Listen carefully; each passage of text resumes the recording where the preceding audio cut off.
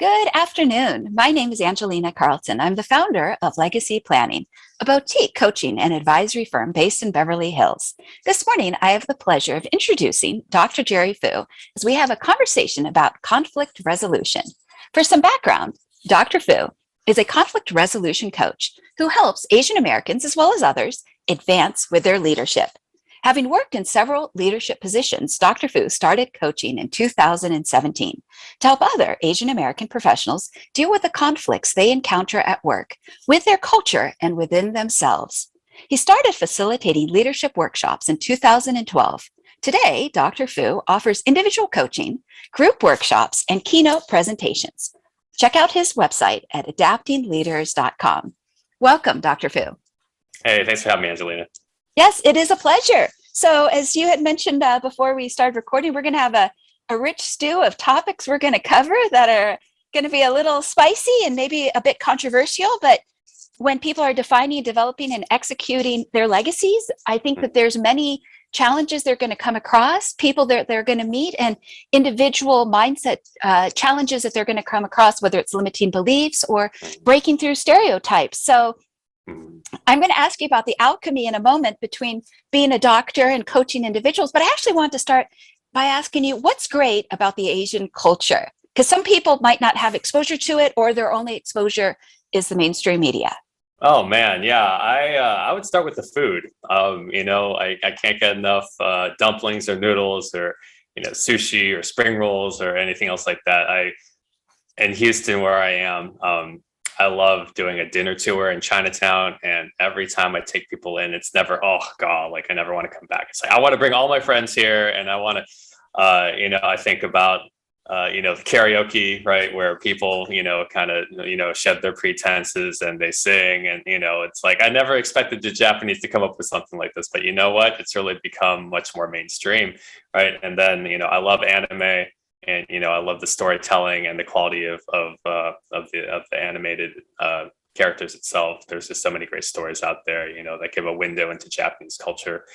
You got a lot of cool swords and martial arts, and there's and then there's technology and the stereotype as annoyed as we might get with it. We're flattered that people expect us to be smart, and that they expect us to be good at have certain things, right? There's not certain other stereotypes that imply that we're irresponsible or things like that, but that people are just like, oh well, I got scrutinized because they knew Jerry's gunning for the top grade, and as annoyed as I got with that, I'm flattered that they saw me as a threat to their academic success. So it's all good. Okay, so the food, the culture, the way to celebrate, whether it's through karaoke or the different flavors of the food. Okay, wonderful. Okay, and just also just to break the ice, you come from Taiwanese parents, and they came to the United States to pursue their master's program, and then so you are a first American born here. Correct. Yeah. Okay.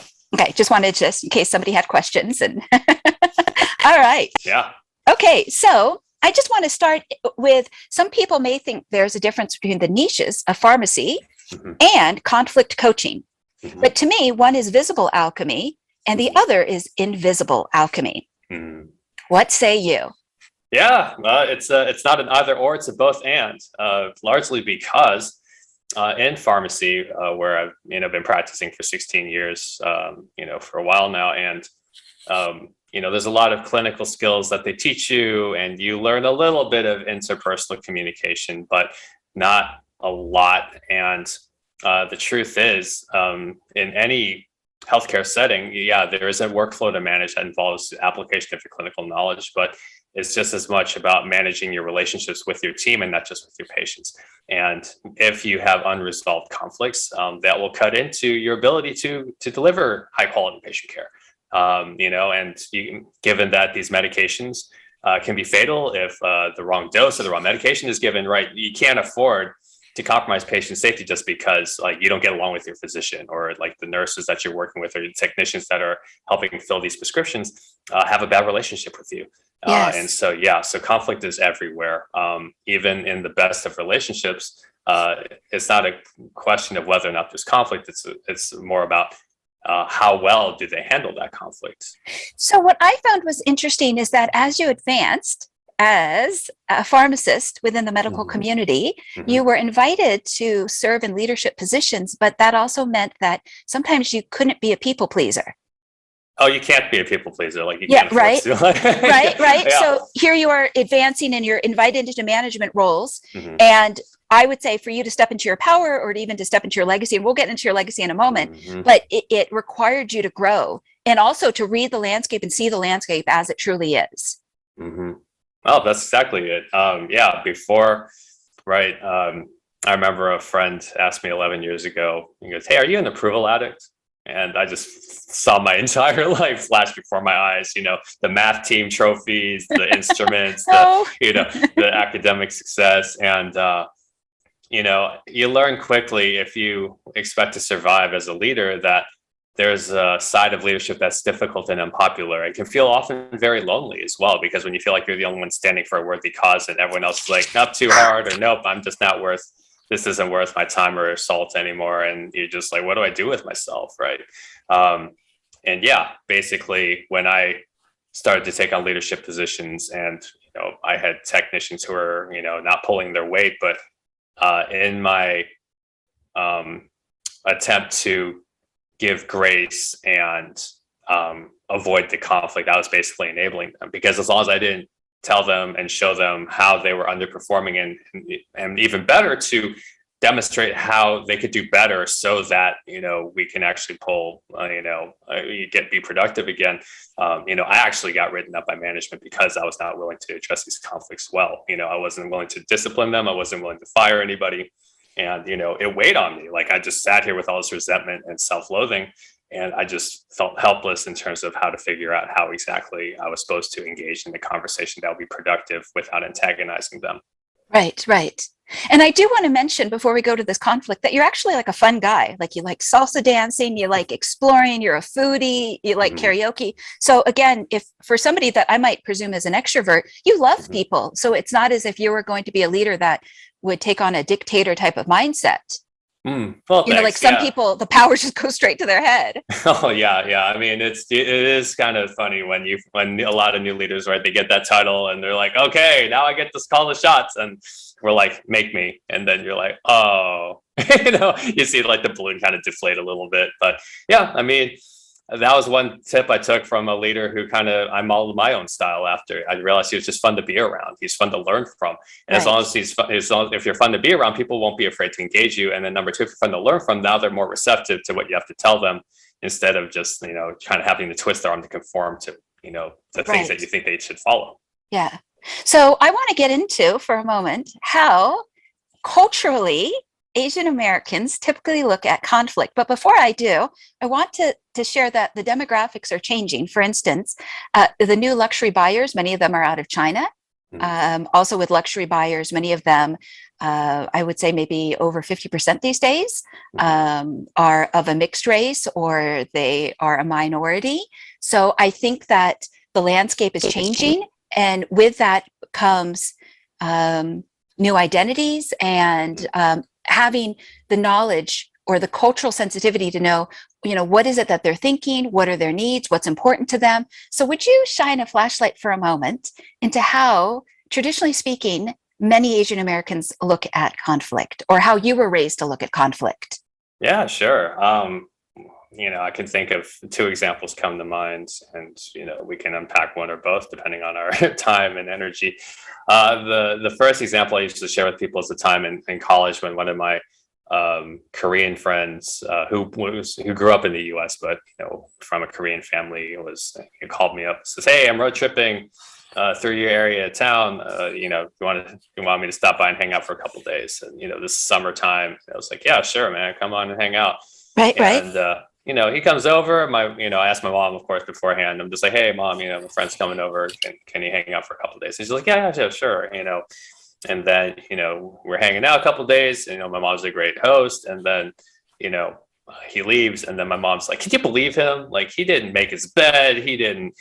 And Look, this is the can I model. just intrude for a moment Sure. about the Asian culture? One Yeah. thing is compliments are meant for strangers, not for their Mm-hmm. own children. Yep. And second, reading the silence Mm-hmm. when the critical checklist comes out. Okay, Mm-hmm. continue.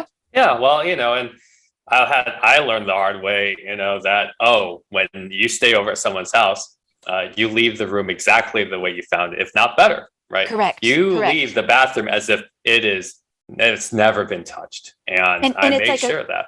right. And it's like a sign of respect. Yeah, Yes. exactly it. Yes. But for some reason, like, we're not allowed to tell them before they make the mess, or even while they make the mess, or after they make the mess. And so we just quietly like tie off that friendship and let it kind of drift after we're done, because they're like, nope, they didn't play the game, they didn't win the secret game, so nope, they must not be a real friend. Right. And And the then, judgment comes. oh yeah, oh Yeah. yeah, Yeah. yep. And I wanted to bring up this point because a lot of times if somebody didn't have an Asian friend growing up, they might not know how to read this landscape, and they could walk into even a situation in business. I mean, I have been, and I'll share this quickly and then I want you to go on to your next story. Yeah. At a business table, and there were some very aggressive business people, and they thought that the other side was making calculations on their cell phone, and they were of an Asian Oh. background. Okay, so you know what I'm about to say. They were actually making dinner reservations because they had already been offended and they checked out. So I think that this knowledge is both good socially as well as in business when you're defining, developing, executing your legacy. Go ahead, Jerry. No, I mean, yeah, same thing with. I had a situation with a friend of mine I grew up with, and he's Muslim, but he was, for some reason, was dating an Asian Christian, classmate in college. And at one point, they had a fight, and so he reaches out to me because I'm Christian, and he's like, "Hey, how do I deal with some of these things?" And so I share with him some scripture that I thought would be helpful, and that was actually kind of seeming inconsistent, or they were, in contradictory of each other. He goes, "Well, what takes precedence?" And I said, "Well, it's not about whether or not one takes precedence. It's not an either or. It's a both and." Right. Anyway, I walk him through These some are the scripture. nuances. These are the Yeah, nuances. exactly. And Yeah. so, I share with him a couple of passages that might be helpful in trying to reconcile with her, and then he copies me in on the email that he sends her, and I am just mad because he basically just kind of copy pasted things to fit his argument. It wasn't about like reading the scripture and then saying, okay, this is what I gleaned from this. It is, no, this is my argument, and this is how my scripture, like the scripture supports my argument for us to be together, things like that. And I mean, I told my mom, because this was over another summer break, I was just like, "Mom, I'm not happy with him. Like, I got," and then, no, no, don't. It's not worth upsetting him over something like this. Like, just take time and just sleep on it, and you'll get over it. And I'm sitting there thinking, this is not healthy, right? Compared Like, to what she's saying is like internalize it, be silent, compared to directly confronting or yeah. It's like, it's not worth. It's, you don't want to like antagonize them or jeopardize the friendship. You know, by bringing this up if you're upset with them, as opposed to, the relationships that I know that are strongest in my life now, even personally, especially personally, right? No, like, if there's a problem, I want you to tell me so we can deal with it, right? So and we it's can healthier. exactly, so we can go back to, oh, this is how we get back to enjoying around being each other again. Let's figure out a solution together because we're committed to this friendship, and yeah, we'll move on so we don't dwell on it, right? Right. Mhm. And I think a part of it is the mindset is also sometimes culturally one is expected to blame themselves Mhm. and Yeah. take on that burden compared to having the courage and setting aside the time to articulate to the other party, hey, this bothered me. Let me tell you, my perspective. They just bottle it up inside, and they've got this whole universe of thoughts and feelings on the inside. Mhm. And unless you can read that silence, you don't even know what's brewing underneath the surface. Yeah. I mean, Yeah. no one wants to come across as whiny, because that's not like the strong, silent, strength that we're supposed to have, right? We're just supposed to, keep that internalized. And if we're really strong, we're not going to show weakness. We're not going to show that we're upset. We're not going to show these things. And on one hand, yeah, you want to maintain your composure, but part of maintaining composure is the willingness to share what's upsetting you. And giving voice to that. Mm-hmm. Yeah. Yeah. So what I think that it's so interesting about that is it does take vulnerability and it takes Mm-hmm. courage, and it is countercultural Yeah, on more than one level. Yeah. Oh, every level. Yeah. All right. But as you moved forward in leadership and management positions, you had to step up. You couldn't expect employees and associates to read your mind or to know like your prior 30 years of how you were brought up. Yeah. Yeah. Yeah. One of the earliest mistakes I made when I started with my current pharmacy job was I brought on technicians that I'd worked with at my previous company when we were starting this out. And the mistake I made was assuming that they had enough work experience to know like what was expected of them, show up on time, make, work hard, communicate, collaborate, find solutions, learn quickly. And very quickly, I saw that as long as I was not enforcing consequences for things that were,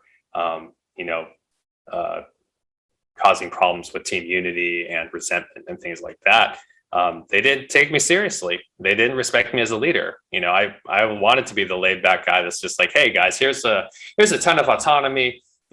As long as we get the results we want, do what you want with it. And you learn quickly that not everyone buys into that, or they see your silence as that things are okay. And Right. it's like, okay, so you have to find that mix of, okay, let's step in here and see how things are going, and make sure that we don't allow people to devolve into bad habits because they think that they can get away with them. Yeah, I just wanted to point the flashlight for a moment that if you don't tell employees or others what you need from them, how are they going to know? But on the other hand, if how you've been raised is to not give voice to that, that is a brand new skill. Mm-hmm. Yeah. So what was that like internally for you? Yeah, it was terrifying. When I didn't think I'd have to, I felt like I was spoon feeding them to say, hey, be here on time. And by being here on time, that means, clocking in by Right. 9:03 a.m. Right? Like you have to leave no room for confusion as to what you mean by on time, like to be completely crystal clear. Right. There are times when because I have a tech who likes to do that. She claims that if you allow her, to improv on principles like balancing out, take care of the patient versus make money, like sometimes those two are in conflict, and she just wants help. Like she wants more rules to help her kind of, sort through trying to, reconcile these two potentially conflicting principles. But then at the same time, like I give her so many rules that she starts to dance around them and look for like loopholes, or like she pushes boundaries. And so She's testing. Every day. And it's just a strange mix of, okay, some people, the ones that Henry Cloud calls wise people, right? You just say, hey, here's a bunch of autonomy, here's some guidelines. I'll check in with you every once in a while, but you seem like you're creative and resourceful and dependable. So, for the most part, I'm going to just stay out of your way, right? Mm-hmm. Other people like mean well, but then the execution isn't quite there. And so for them, right, you need to kind of do the Amazon one click, right? The very smooth, like do this, do that, do this, right? Give them a very piecemeal but very thorough system that kind of helps them kind of like bumper pool down the lane and make a strike, right? And when you're bowling, and then there's others that are just for whatever reason that it's in their minds that they have to sabotage everything that's in front of them, finding a way to put the blame on somebody else and just bleed company money. But that's a whole nother conversation. Yeah, and I wanted to bring this up because one of the things that we talked about before we started recording today is I think the demographics are changing, and we may see more Asian American leaders on the cover of Forbes, Fortune, et cetera, and so forth. And also in the world of politics, there was what was the Indian gentleman's name on Netflix? Asan Minhaj, Maybe. comedian? Yes. Yeah. Okay. And he had talked about the politician who had run or tried to run. I don't know how far he made it. And he was out of Orange County, and what he came across both probably externally, but as well as internally. And so I think you're speaking to an experience that, and I don't know what it is for millennials or Gen Z today, depending on if they're if their parents immigrated here and how they think and how they were raised, in terms of, what they have to go through in terms of their rite of passage. Because as somebody is required to grow for their job, their work, their position, or who they are as an entrepreneur, some of these beliefs are going to be challenged regarding, what's acceptable and how one speaks, if they do speak. And so I think what you've gone through is something that, you can speak into, that they too may find themselves in, and thus you are a conflict resolution coach now. Yeah, it's alarming, and I mean I feel bad and get frustrated too when I even that when I have to confront other Asians, and I get the same avoidance behaviors and like overly passive deference that I used to do, and I know how frustrating it is to have to deal with that. And because I'm guilty of it, right? Like I got fired from a job I moved to Houston for because I was at some point I just was too passive and too fearful of my boss to engage because I know how much I'd upset her. Right, right. And I know you've got a great sense of humor regarding the roadmap to getting fired, but I want to point I want to point the flashlight for a moment Yeah. to okay, so your parents came over here and they pursued a master's degree, and Mhm. their experience in finding continuous employment, Mhm. this isn't their country, and I could only imagine how often they must have felt emotionally like outsiders. Yeah, well, of course. I mean, it's by default, right? But many people don't know that. Sorry, go Yeah, of ahead. course. No. I mean, yeah, you're right. Like it is from our standpoint, we know because we've seen it up close. But for those who don't, yeah, right. Um, my parents came over from Taiwan because they got tired of China's threats to Taiwan, and they decided to do grad school here and attempt to make their own lives for themselves, and then um, proceed to my dad, despite having multiple master's degrees, struggled to find gainful work, because they said, "Oh, well, you're overqualified. You're just going to leave as soon as another offer comes along." And it's like, how do you know that? Like, you don't even know. For you to assume that is just tell him you're not going to hire him, but don't tell him that he's too good for the job, right? In the Um, intellectual justifications. exactly. Yeah. Yes. And yeah, just to to kind of be new to the scene, and people take advantage of that, right? They understand that you're naive and you don't have a frame of reference, right? Or, in terms of etiquette or pricing or things like that. And you see it on the other side too, right? Like when people go to China and try to buy stuff, and like they're like, oh, they're foreigners, we can mark up our prices, because they don't know like how to haggle. So Right, we're right. all And guilty of it. I think what you're pointing to is conscious and unconscious biases. Yeah. Yeah. And so I would think that naturally they would want to protect you Hmm. because they had to live through those hardships. And thus, Hmm. your great sense of humor about your parents deciding your future and, Hmm. having you be set up to marry a certain girl and all Hmm. of that. And because I think it's based out of wanting to protect you so that you Yeah. wouldn't go through that pain. Hmm. In the Jewish culture, they call it kneecapping a child. Oh, wow. Yeah. Yeah. So it's the same thing. It's like if somebody protects too much, then Hmm. that child can't grow and experience. But I also want to share a story before Yeah. you go back to, chatting about some of the bullet points that you'd like to convey. Of Is course. I had a friend at Penn State, and I'm obviously not going to name names, and Hmm. her parents were Asian and they immigrated here and they had a very hard time. And I'm going to shock the audience for a moment, but they don't know her, so it doesn't really matter. But they used to like beat her with a broom in the closet because they wanted her to get such good grades. She did become a doctor. Hmm.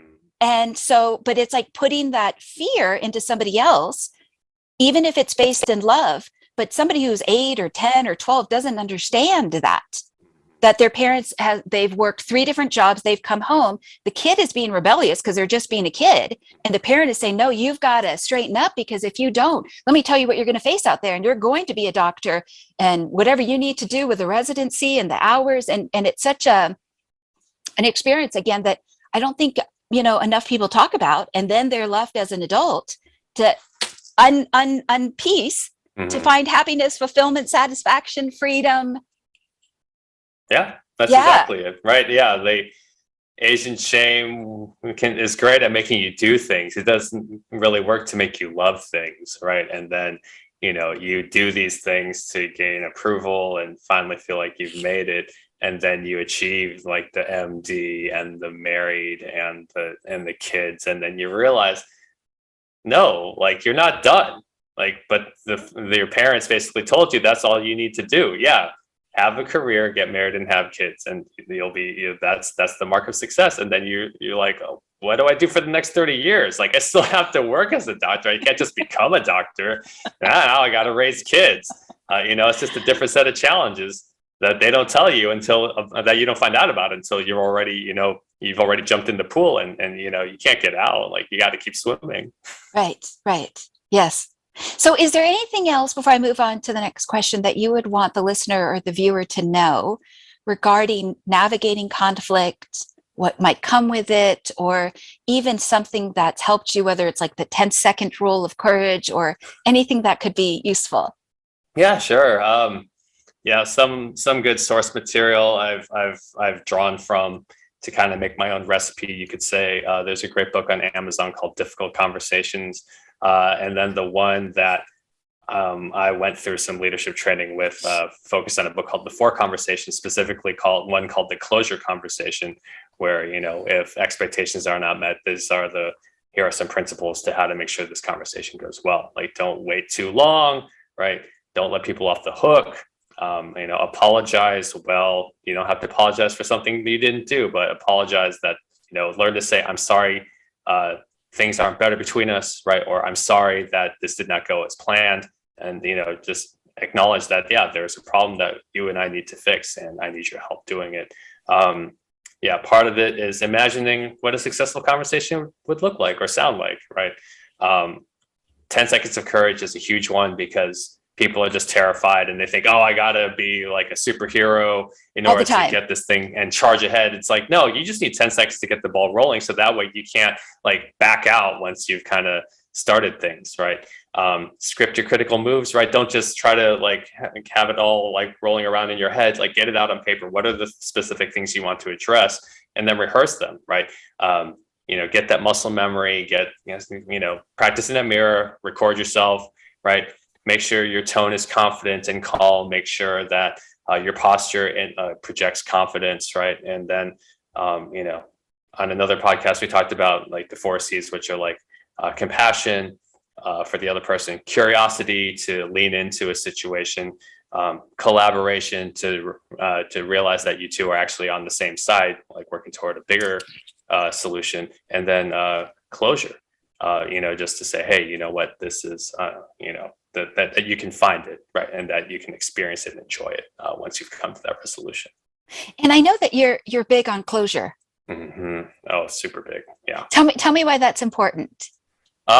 Because basically, I think of situations both for myself and for others, right? So, I'll give an example. So at one point, I had a Victor roommate, and the default for me for conflict for most of my life, and still really is, because it's a habit I continue to fight daily, is I just want to stay comfortable and just trust that, oh, well, he knows he's defaulted on the lease, and, he knows that he should move out before I call the cops on him, which did not happen until, some friends with a lot of encouragement, and we're game planning. Finally, I'm just like, I got to say this because I know I can't tolerate this any longer. Right. And then, after this guy realized that empty promises to get me the money were not going to offset the many extensions that he requested and I granted, and he still failed to meet. Mm-hmm. When I told him, I was like, nope, like your money's no good. Like, if you do get any money, use it to. Only then did he start to move things into boxes to finally actually move out. And the day he finally, was able to give me back the keys and move out of the house, I tell you, Angelina, like that night just felt like the biggest weight off my shoulders, just whoosh, right? Yeah. Just like, oh, I'm so glad this is over with, right? Instead of, oh, I just want to stay comfortable, and, oh, I'm frustrated, but, oh, I don't want to. Yeah, well, it feels like, sometimes people can pit themselves against, and that's like, mm-hmm. Yeah, sometimes the only way around it is through it, mm-hmm. But it's never fun. You spoke for a moment ago about closure and curiosity and the other C that I can't remember right now. Compassion, collaboration, yeah. What comes to mind is I think humans are often hardwired to want the comfortable and the easy. And so we really have to get out of our comfort zone to say, I would like to think and not be emotionally lazy, mm-hmm. or intellectually lazy. But that takes effort, and it takes a great coach. I'm going to plug coaching right there. Yes. Absolutely. Yeah. As well as a community around them to say, hey, don't just rest on your laurels. Let's have those difficult conversations, compared to being surrounded by a bunch of yes people that enable bad habits. Excellent. Yeah, that's exactly it. Yeah. Because how, there's a saying, and sometimes it's true, sometimes it's not, but the saying is how somebody does one thing is how they do everything. So if they're, trying to slide in one area of their life, it's also because no one else is calling out their junk in the other areas, Yeah, Yeah. Okay. exactly. All right. So, speaking of comfort zones, let's move on to a growth mindset. So Yeah, let's do it.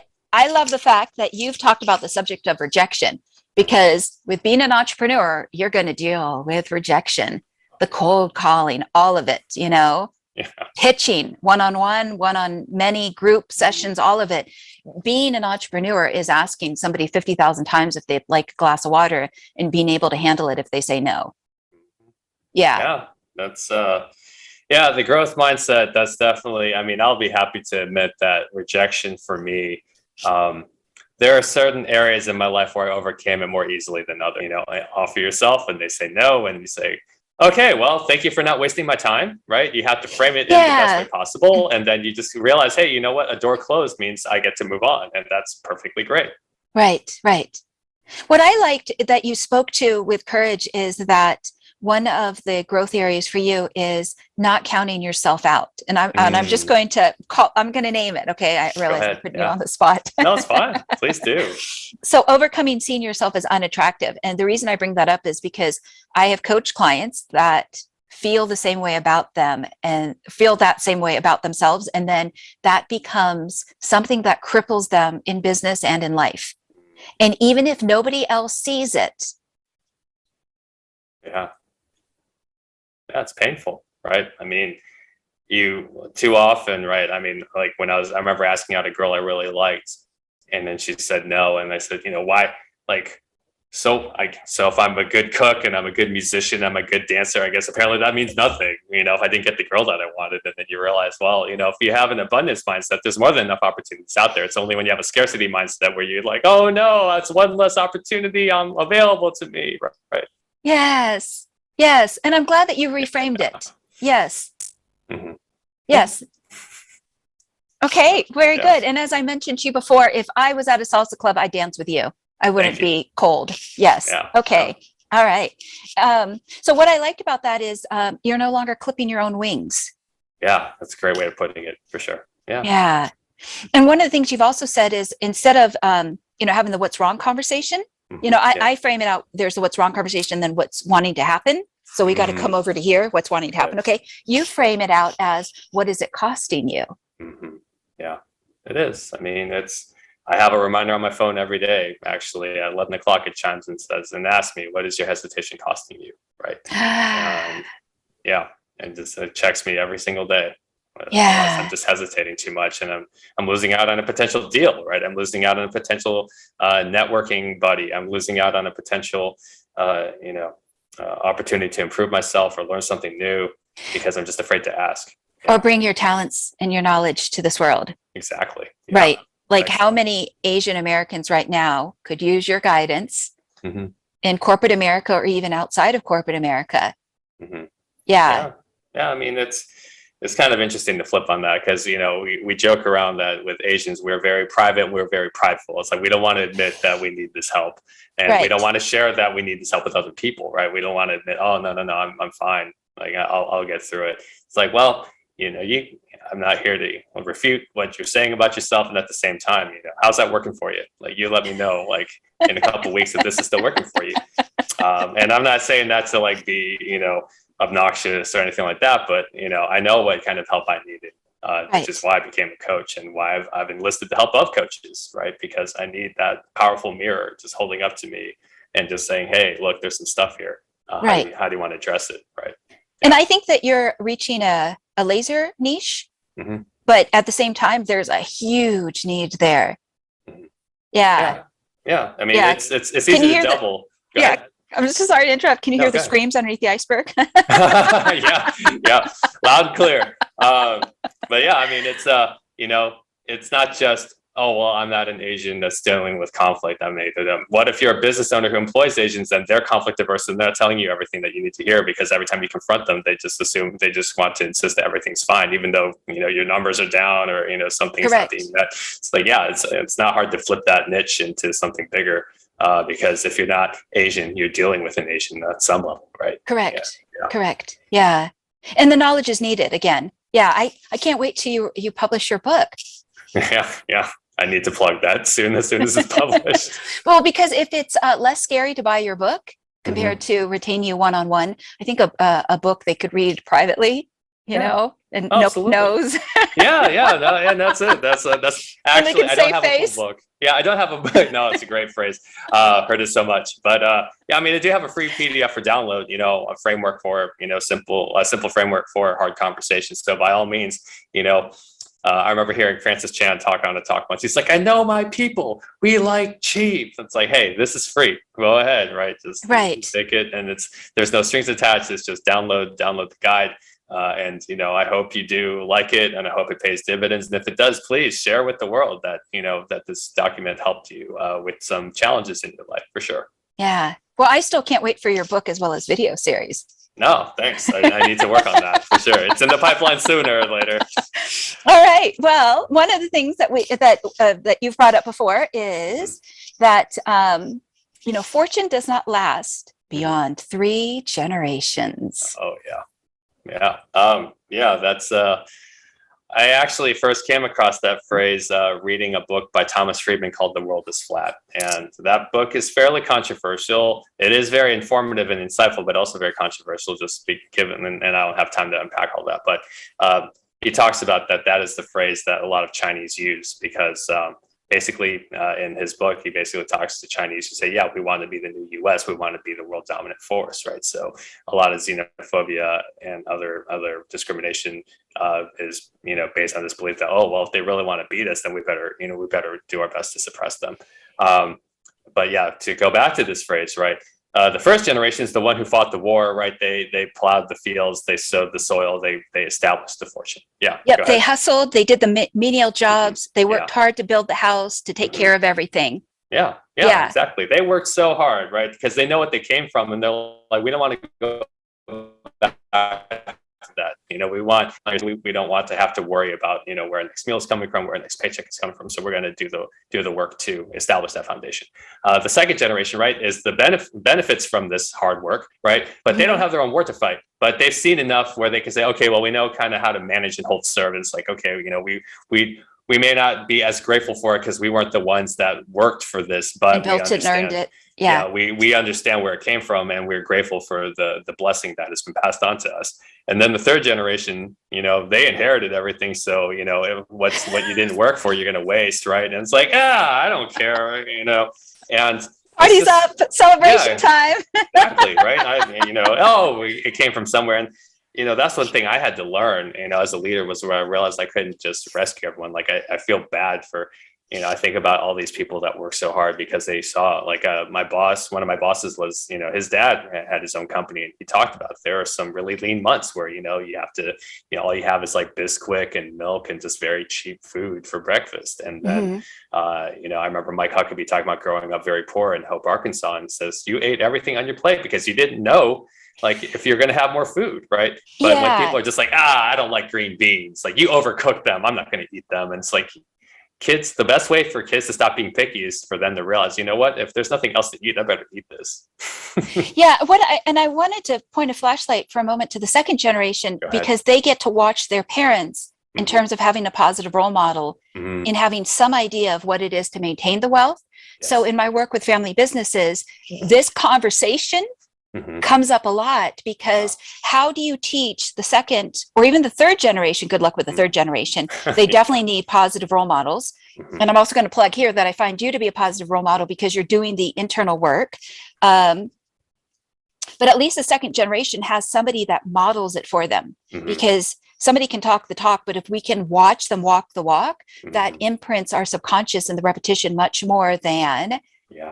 Yeah, it is. I mean, and to some degree, I have a work ethic because I saw how hard my parents worked, right? It wasn't, even as my mom wanted to rescue me from, like, the more difficult things, I know how hard my dad worked, trying to maintain a job or two or three. And then my mom was, just in her efforts to keep us from getting worried, right? She managed the finances behind the scenes in some way, never had to worry about it. But there's no question. I know how much work they put in to give me, a better life for sure. Yeah. And I just wanted, before we move on, Hmm. just to point a flashlight for a moment. I think sometimes with the third generation, they need to find their own purpose, Yes. because one of the things that comes with expectations that's not talked about a lot is Mhm. if somebody doesn't reach that standard or their expectation, they can start to give up a little by little by little in life Mhm. and not tell anybody because of that pride.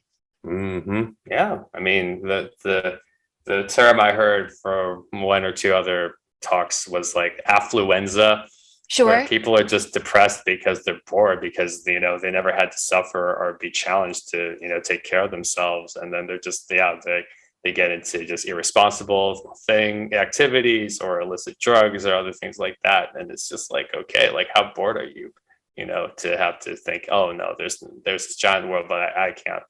I'd have no purpose. I really don't see the point, right? Yeah. I think that everybody wants to grow and have a Hmm. purpose, but it's a matter of kind of shifting their energy and redirecting it. Hmm. Yeah. So that they don't become lost. And some Yeah. people can be lost their entire lives or have expectations. This is what I I call expecting the dog to run up the tree when the dog's not a cat. Yeah. Right. But if somebody Yeah. has expectations, they could just not give up on it. And then when it Hmm. doesn't manifest, Yeah. they're so angry the dog didn't run up the tree when Hmm. everyone else knows that it's not realistic. Hmm.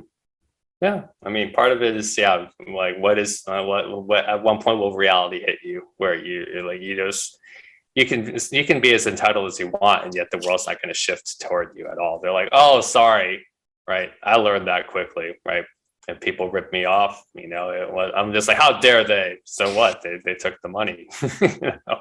Yeah. Here's another point that I want to make before I move Go on to ahead. the next question. And it's Yeah. that I think that what you're bringing forward regarding conflict resolution can Hmm. be terrific guidance. Hmm. Because if somebody who's in the second or the third generation, they've got all these emotions and they don't know how to handle the conflict, the last thing that needs to happen is for them to internalize it. Hmm. Because if they start to internalize it, they're going to start to shrivel up, and then it's just going to be like cognitive dissonance on the inside unless they Yeah. can find a good plan. And if they read a book, that's great, but sometimes, especially the younger generation, they're not going to read a book in that medium of communication, so they're going to want to like find the person that, and this is my metaphor for it, to be the Boy Scout or Girl Scout leader, to walk them through the forest and say, Yeah. avoid the poison ivy, this is where you walk, this is how you do it, this is avoid the rocks, and yeah, the Yeah. this and the that. Yeah. Hmm. Yeah. I mean, yeah, it's you have to position yourself as a guide for sure, because they're the hero of their own story, right? They have to realize that they are leaving a legacy, whether they do it by design or by default. They're leaving a legacy, right? Correct. Yeah. Correct. Yeah. Yeah. Well, again, I just want to highlight that I think that you bring a valuable service to the world Thanks. regarding navigating conflict, because when people don't know how to navigate it, it can go down to the core of identity, and then it's like, well, you're attacking me, and it's like, Mhm. nope, just attacking your idea. Yeah, nothing personal.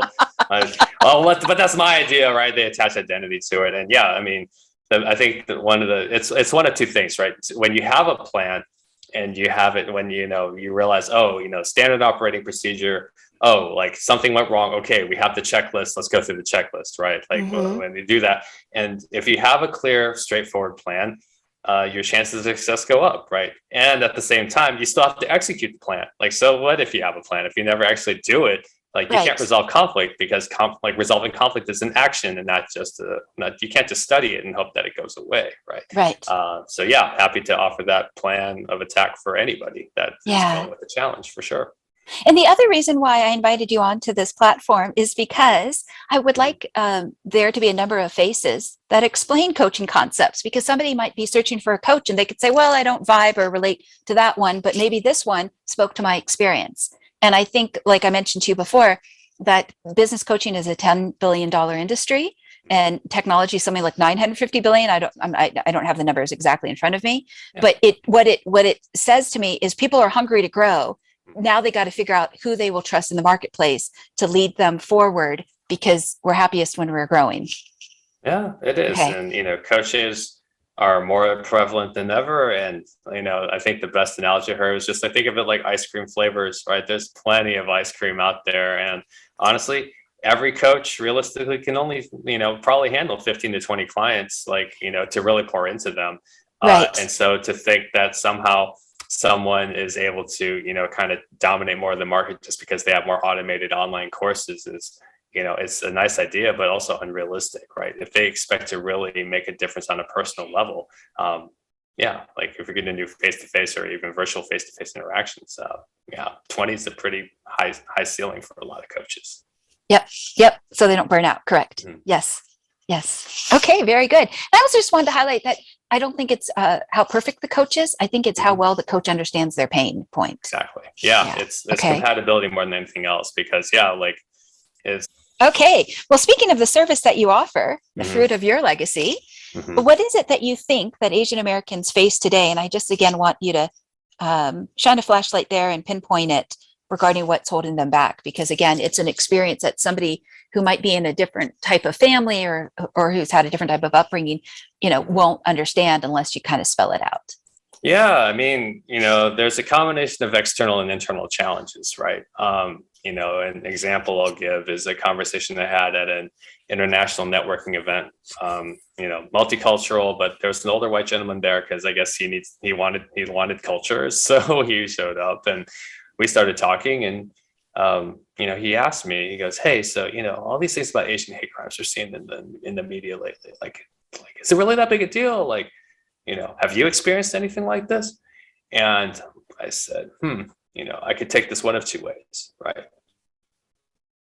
One, he is genuinely on, this whole like media sensation, things like that, or that he's genuinely concerned that, if I've been jeopardized somehow. But the other is that, is the media just a problem that's not really a problem, right? I said, okay, I'm going to take the high road, right? Give him the benefit of the doubt. And, I told him, I said, okay, well, thankfully I have not experienced any physical violence personally. And I'm glad, right? I'm thankful that no one has like thrown acid on my face or stabbed me or, even give me verbal abuse, with any racial taunts or things like that. But did you know that here in Houston, Chinatown is actually built in discrimination? Because what? I didn't know that. Yeah, this is knowledge drop right here, guys. Okay. Did you know it's built on discrimination? Because what do you mean by that? It says, well, they sequestered all the Asians in like the southwest side of town, and to add insult to injury, they divvied up the voting district lines in such a way that you couldn't concentrate all the Chinese into one district, so they could actually have a vote like for political clout, right? He goes, oh yeah, and it says so yeah. So just because we are not experiencing more physical violence like up close and personal does not condone the fact that there's a bigger system of discrimination that just because it's not causing pain is not oppressive. Right. And he's like, oh, and so I said, look, realistically, right, this guy will just be like, oh, that's something to think about, and then walk away and just kind of not change his life or perspective. But you got to try. Well, I think it was something that he hadn't come across before. And one of the things that, with coaching is sometimes that aha moment could happen 3 days later. Oh, yeah. Yeah. Wow. Yeah. I know that there's an expression, and the expression is that poverty is the greatest form of violence. I like that. Yeah. But I didn't know that about, when somebody thinks about things politically and with power and who gets to have a voice at the table, who doesn't. Well, it's that yellow peril, right? As we said, right? Like, they're like, if China really wants to become the dominant world player, then, the line of thinking is, oh, well, then every Chinese is thinking that, and therefore they're going to take away our jobs, they're going to take all the power positions, and we're going to be oppressed in the same way that we're oppressing them. Well, at least we're going to oppress them before they have a chance to attack us, right? Which is primal, right? Yeah. Yes, I'm going to get you before you can get me. And I just want to make a distinction here that there's a difference between the CCP and the Chinese people. Mm-hmm. Yeah, there is. Because the way the news media speaks of it, then people start to fall into a habit of just making it all China. And it's like, no, the Chinese people are not deciding the decisions of the CCP. Okay, just wanted to clarify that. Okay. Absolutely. All right. So speaking of perceptions, some examples could be leadership is hard, or I can't ever be good with overcoming conflict. What are some of the perceptions you've come across, whether it's your own internal dialogue or in coaching others? And again, you've led leadership workshops since 2012. And so you've been in this space for a while. Yeah, I mean, I see it in my own life and the people that I coach. Um, yeah, you have, for me personally, for the longest time, it was like leadership is hard. I could never be good at it, so I'm just not going to bother. Like, I'll never, if I'm not good at it after two or three tries, then I'll never be good at it. So I'm just going to stop. Like, you just put that ceiling on yourself. And no matter how many mentors say, I see something, in you that you don't see in yourself, or other people think, well, Jerry could be a good leader. I mean, but you know, those those outside voices only do so much unless I'm able to change my internal voice, right? Yeah. And when I finally had the chance to teach leadership and see it modeled for me was when I finally started to tell myself a different story to say, well, what if I could be a good leader? What would that look like? How would I carry myself? What work would that involve? And now, right now, when you give yourself permission to have possibilities, that's when things start to happen, right? Other people, you have this mentality if I can't, and the call out question is, well, can't or won't, right? Um, yeah, Ooh. yeah. And I mean, I've been guilty of it myself. Well, I can't do that. It's like, well, can't or won't. It's like, oh God, like don't remind me. That's honest. Yeah. Yeah. Yeah. I think one of the questions you brought up before is what if I gave myself or gifted myself permission to Mhm. be a great leader? Yeah. Yeah. Yeah. So, what and who has helped you become a better leader? Oh yeah, I love this question because for the people that helped me get to where I am, I'm sure they love the shout out, but I'm sure they're also embarrassed. They're like, "Oh, geez, Jerry." The specific name I will go with is Michael Negretti. He saved my He saved my pharmacy career, and what I mean Okay. by that is, I when I was asked to help with a leadership workshop back in 2012, when life was very uncertain, and I happened to get paired up with him, and I said, "Oh yeah." So excited because I knew with him directly, and then I saw the way he brought out the best in me and set me up for success, and it was just so fun to work alongside him and work hard with him. And after that experience, I had to ask myself, and I think this was key, was just to reflect on that and say, what made him so effective at leading me? And I said, he's fun to learn from. He's fun to be around. There's no question about how hard he works. He's always tinkering, always looking for new ways to innovate. He's always collaborating with me, and he would say, "Oh, Jerry, yeah, I overhauled the curriculum for tomorrow's presentation. Could you take a look at this? Like, see what you think and see what you want to take lead on." And I basically internalized a lot of those qualities for myself. Obviously, I put my own spin on things, but there is no question that he basically was my blueprint.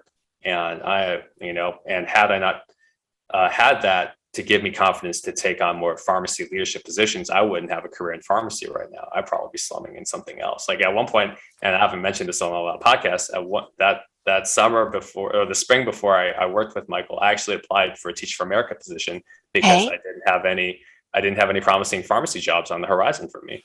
And yeah, I came this close to having Mhm. to transition out earlier than expected.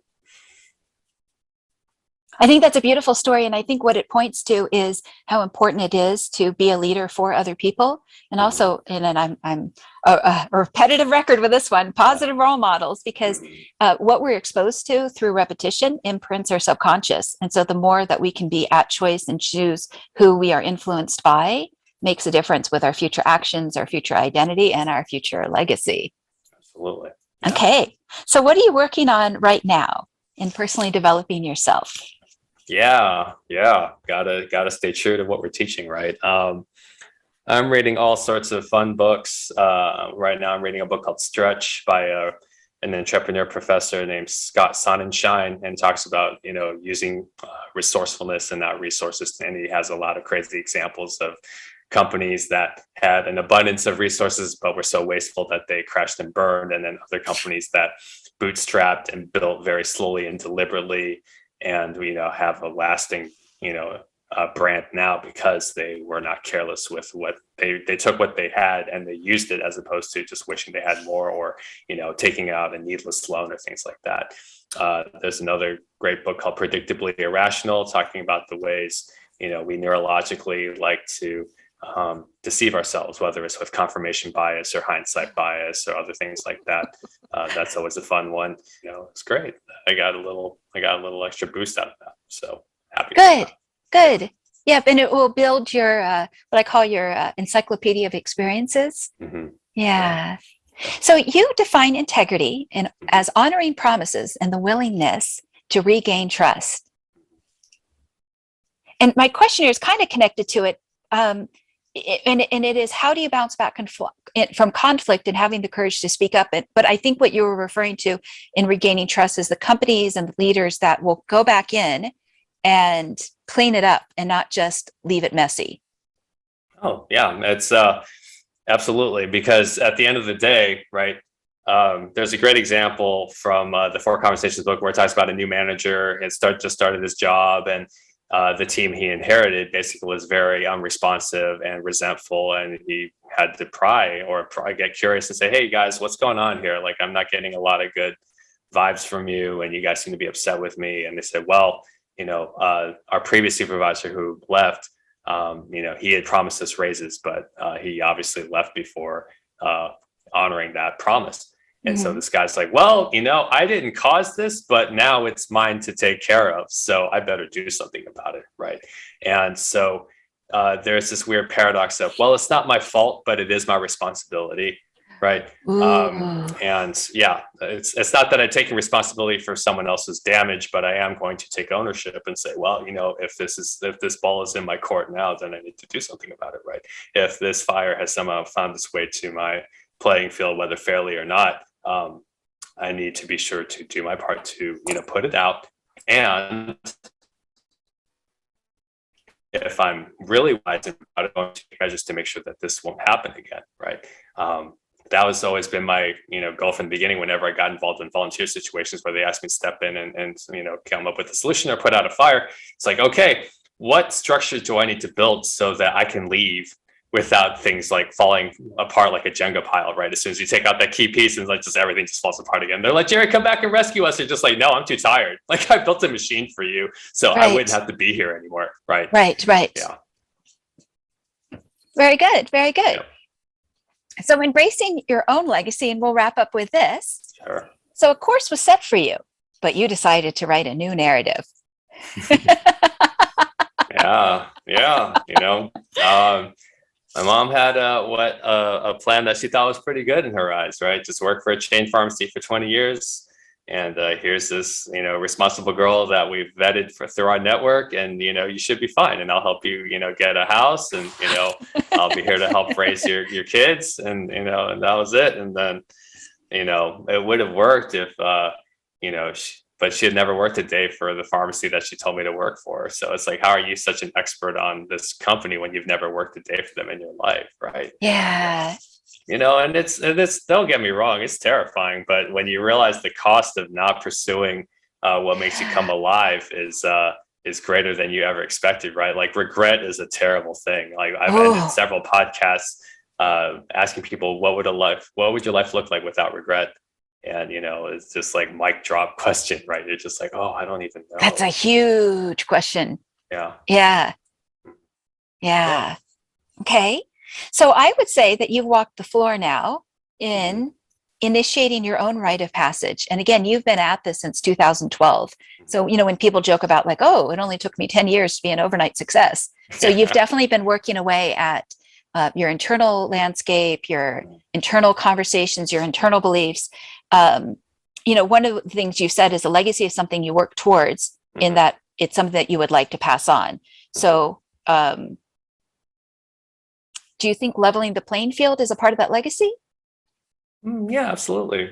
Like, we all should have a seat at the table. And it's not just, we need to trust that the table is big enough for everyone to have a seat at the table, right? Part of that abundance mindset to say, hey, you know what? Like, and I think that having confidence in an abundant mindset comes from like other people's willingness to share and be generous, right? When you realize, if everyone's willing to be generous, it's going to feel like more than enough, I would think. There's a Yeah. book some coaches recommended, a kid's book called Stone Soup, right? And they talk about how like no one wants to share the resource, but then like these foreigners are just like, oh, hey guys, we're gonna make stone soup, and they put these stones in water, and they say, well, stone soup needs some carrots. They're like, well, what's that? And then, and then all of a sudden, it's like this magical idea that all of a sudden all these villagers that before what they were just kind of like, they tighten up their belt because these people are untrustworthy, but now all of a sudden they're open and they realize that, like, if we share if we're willing to share in a way where we trust that the other's going to receive it well, then somehow we can do something, several times over what our individual efforts could add up to. And it takes some time to learn that because, as you know, in entrepreneurship, there's plenty of sharks in the water. But if you learn quickly enough and you learn to, suss out better, like who's worth trusting and worth investing in, I think that's just part of the process. And eventually, you have a team or a support network that withstands the test of time because they've actually proven that they've been, after a couple of phone calls, they still want to be around you. Right. Yeah. So do you think you have found your purpose? I believe I have, but also I'll add a caveat that in 5 years it may change. There's a great book called Designing Your Life, and they recently did a spin-off called Designing Your Work Life, and they talk about how designing a well-meaning, enjoyable life is an iterative process. Your areas of work and love and health and play, what those meant to you in your 20s will not be the same thing in your 30s or your 40s or your 50s, and so, as much as I am excited about having a long coaching career, and I do plan to coach because I know how alive it makes me feel when I'm able to pour into other people, I also have to be open to the idea that in 5 years, even with the successful coaching practice, and I need to make sure that's not an accident, right? That I may move on to something else. And that's okay. To be willing to experiment with that is really the biggest thing, right? Because if you told me in my 20s that, you're going to be a leadership coach, it's going to be awesome. Like, no one even knew what that was like 15 or 20 years ago. They're like, coaching, unless you're an athlete, like, why would I need a coach, right? But we all need coaches for sure. Right. Yes. Yeah. And I think one of the reasons why coaching is so controversial is it's one thing if, let's say that you're advising an athlete on the playing field, but when you start to coach someone's life, the ripple effects of those who are around them. Yeah. All right. So to close, what values do you get to honor by coaching around the subject of navigating conflict? Yeah. The values that I love are respect, both for yourself and for others. The values are integrity, not just from a moral standpoint, not just from a relational standpoint, but also from a vision and a legacy standpoint. Like, that's why my own framework for leadership involves, like, the heart of it is integrity, because if you don't have integrity in your vision, integrity in your communication, integrity in how you develop others, like that, they're not going to last. So closure and integrity and respect, and just I guess creativity as well, just the willingness to experiment and be okay with the fact that things may not work out, but you have that grit. I guess it's another one. I have to be careful not to list. I could list 20 of them, but let me stick with those 5. Let me start with those 5, just to focus on what's essential, right? So respect, integrity, design, or creativity, and then grit, and then what else did I say? We can replay it, but those 4 or 5 should be, those are the ones that I hope people look at my life and people say, you know what, I want to do what he's doing, right? Not to take over for me, but that they would enjoy the same benefits that I have just by finding my purpose and building meaningful relationships, for sure. Yes. And to be inspired and also to be educated by your knowledge and experiences. Yes. Yeah. Just tell me one more time what you'd like your legacy to be. Yeah. Okay. Yeah. Let me distill it down into one sentence. My legacy will be for people to say something like, Jerry helped me become a better leader for myself and the people important to me. Bravo. Yeah.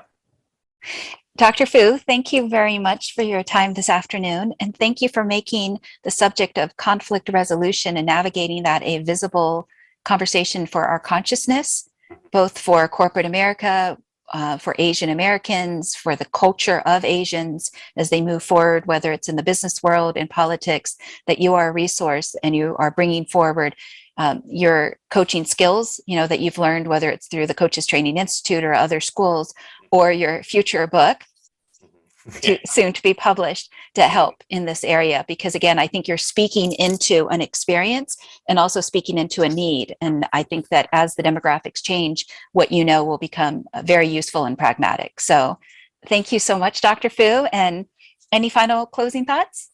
Uh, yeah, I'll do my best not to make this sound cliche or contrived.